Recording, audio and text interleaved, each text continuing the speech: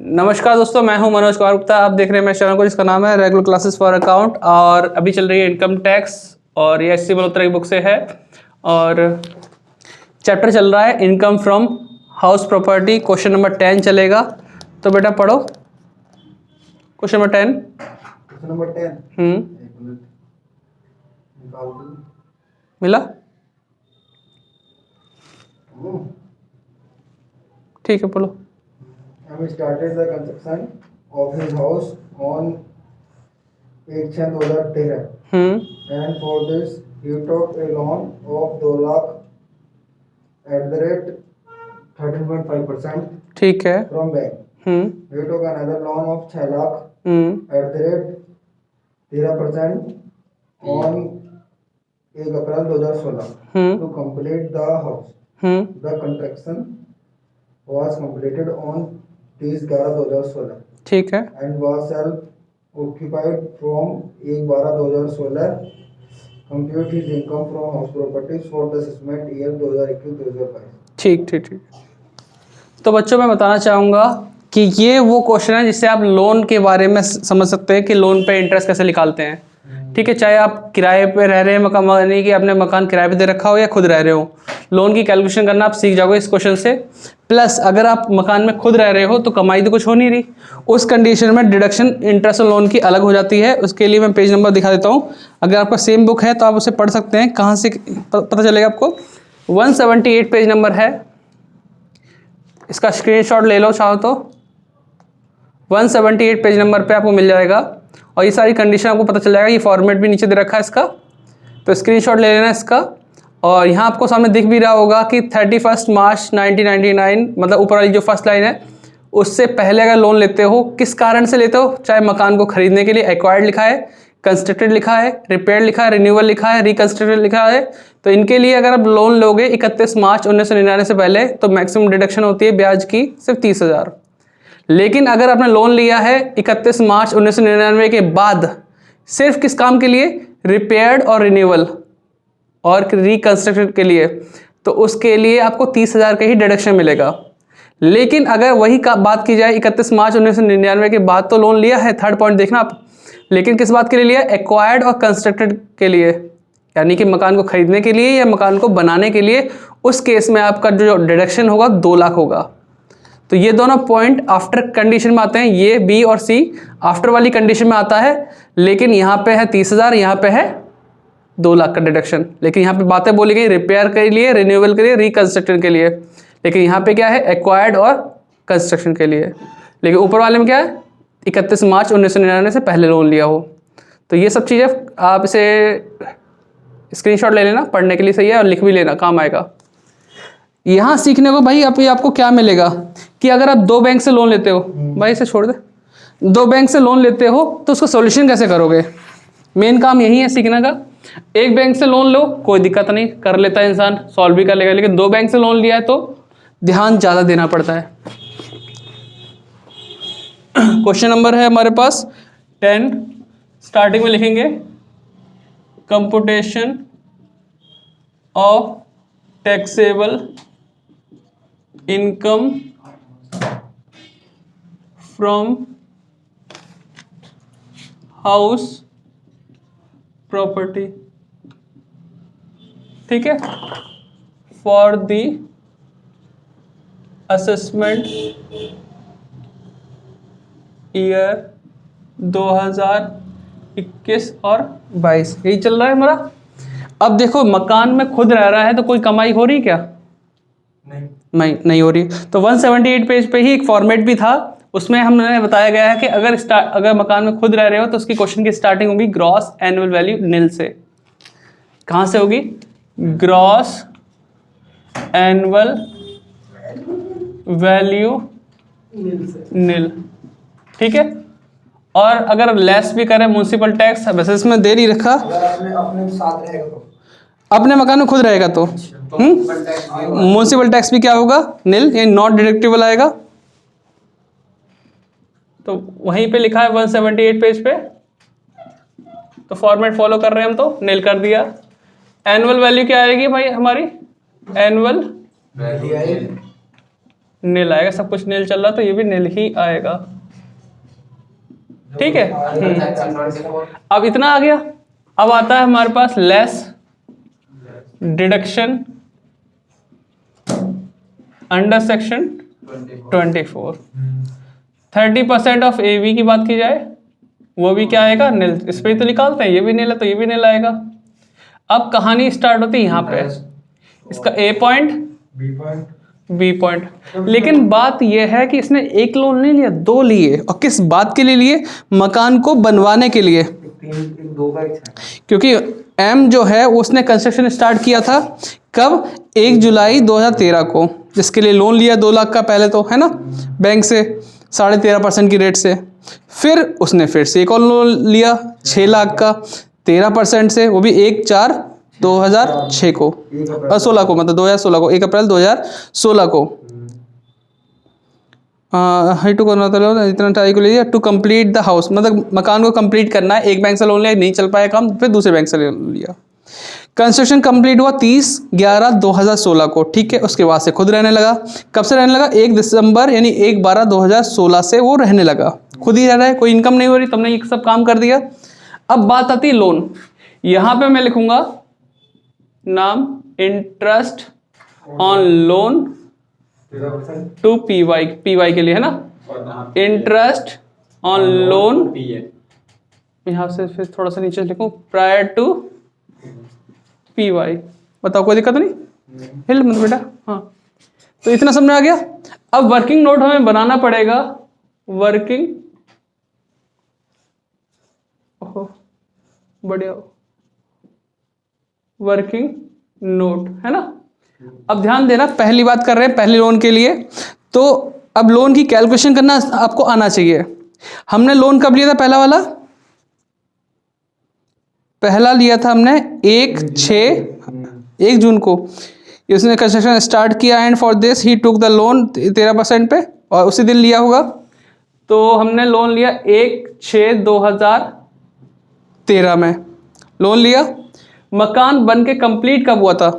First loan के हिसाब से देखा जाए तो मकान कंप्लीट हुआ था हमारा 30/11/2016 को, 30/11/2016। ध्यान रखना बेटा, यहाँ पे लोन लिया है 2013 में, जून के महीने में। मकान कंप्लीट हुआ 30/11/2016 में। अब इससे पहले 31 मार्च कब पड़ेगी नितिन, बताना? 16 में। हाँ, 16 में पड़ेगी, क्योंकि ये नवंबर का महीना, नवंबर से उल्टा गिनते गिनते मार्च तक आओगे, लेकिन सन वही रहेगा 2016। यहां से यहां तक का टाइम क्या कहलाएगा? Prior to PY. हो गया, यानी प्रीवियस ईयर से पहले पहले का समय दे रखा है। प्रीवियस ईयर क्या लेते हैं बेटा? हमेशा वो जो सन यहां लिखा ना भाई, ध्यान दे बेटा दीपक। हाँ, सन क्या लिखा है? 2021 और 22, उससे पहले 2020 और 21 लिख दिया। लोन हमने यहां पे लिया था, कितने रुपए का लिया था? 2 लाख रुपए का। 2 लाख का लोन था। अब तक मैंने कुछ नहीं चुकाया, यहां तक आते थे कोई पेमेंट नहीं की लोन में। तो अब भी लोन कितने का है? 2 लाख का। 2 लाख पे 13.5% निकालोगे, कितना परसेंट अमाउंट आएगा?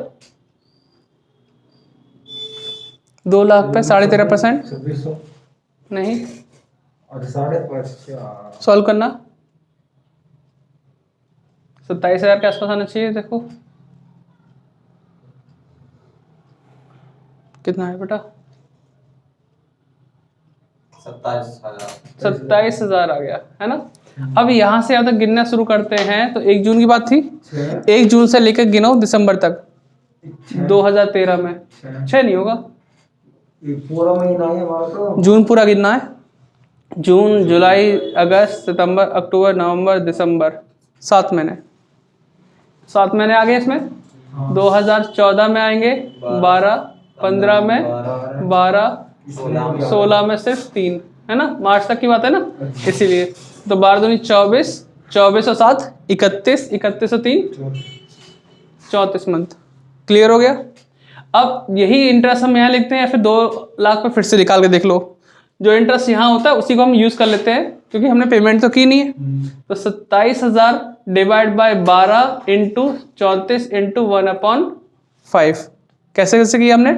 साल भर का इंटरेस्ट कितना था 27,000, उसको डिवाइड किया 12 से, एक महीने का आ गया, इंटू 34 किया, 34 इंटू 1/5, ये नियम है हमारा, ये रूल है। 15,300 कंफर्म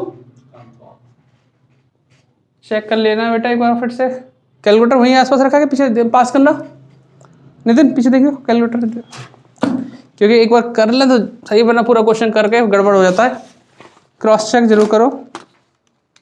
तो 27,000 divide by 12 into 34 divide by 5, तो 15,300 बिल्कुल राइट है। अब इसको लिखने का तरीका क्या होना चाहिए, ये पी वाई है और ये previous to P Y, prior to P Y. तो यहाँ लिखूंगा मैं फर्स्ट 27, सही से चल रहा है बेटा, 27,000 है ना, पूरा पूरा ही आ गया 27,000, यहाँ लिख देता हूँ 27 आया कैसे था 2 लाख पर 13.5% सॉल्व करके, कोई दिक्कत तो नहीं। और ये कितना आया था 15,300, 27,000 को डिवाइड किया 12 से, मल्टीप्लाई किया 34 से, 1/5, और ये आ गया हमारा 15,300। अब तो कोई दिक्कत नहीं, ये पहले लोन की बात है, लेकिन जब उसका काम नहीं बना तो उसने दूसरे बैंक से या दूसरी जगह से फिर से लोन लिया। सेकंड वाला केस क्या था, अब कब लोन लिया था इसने, 1/4/2016 को लोन लिया था, 1 अप्रैल 2016 को लोन लिया। मकान कंप्लीट वही डेट है 30/11/2016। तो बच्चे कहते हैं यहाँ पे क्या आता है, यहाँ पे वो डेट आती है जब लोन लेते हैं, यहाँ वो डेट आती है जब मकान कंप्लीट होता है। लेकिन जो भी डेट हो उससे पहले वाला 31 मार्च कब आएगा, यहाँ डेट क्या लिखी है 30/11, तो वही आएगी 16 में ही आएगा। अगर अब बात की जाए यहां से यहां तक चलने की, यहां से यहां तक चलने की, तो कितने मंथ का इंटरेस्ट आएगा देखो जरा, इनके बीच का इंटरेस्ट 1 मंथ, एक भी नहीं, अरे हाँ 1 दिन का, एक भी नहीं, क्योंकि यहाँ पे 31 मार्च और ये 1 अप्रैल, ये पहले आती है ये बाद में आती है, मतलब नेगेटिव हो गया, 0, कोई इंटरेस्ट नहीं आएगा। यहाँ टाइम गैप कितना था 13 से लेके 16 तक, और यहाँ टाइम गैप क्या है, ये तो पहले वाली चीज है, तो समझो कोई भी इंटरेस्ट नहीं आएगा, सिर्फ क्या आएगा पी वाई वाला। पी वाई क्या पड़ेगा इसके लिए 2020 और 21। कितने का लोन था यहाँ पे 6 लाख का था ना, 6 लाख का लोन था, तो 6 लाख पर इंटू कितना 13 है ना, 13% कितना होता है बेटा 13×78, 78,000 का इंटरेस्ट आ गया। इसका इंटरेस्ट क्या है, जब समय 0 है तो मतलब इंटरेस्ट भी 0 आएगा। तो यहां पे लिखते हैं,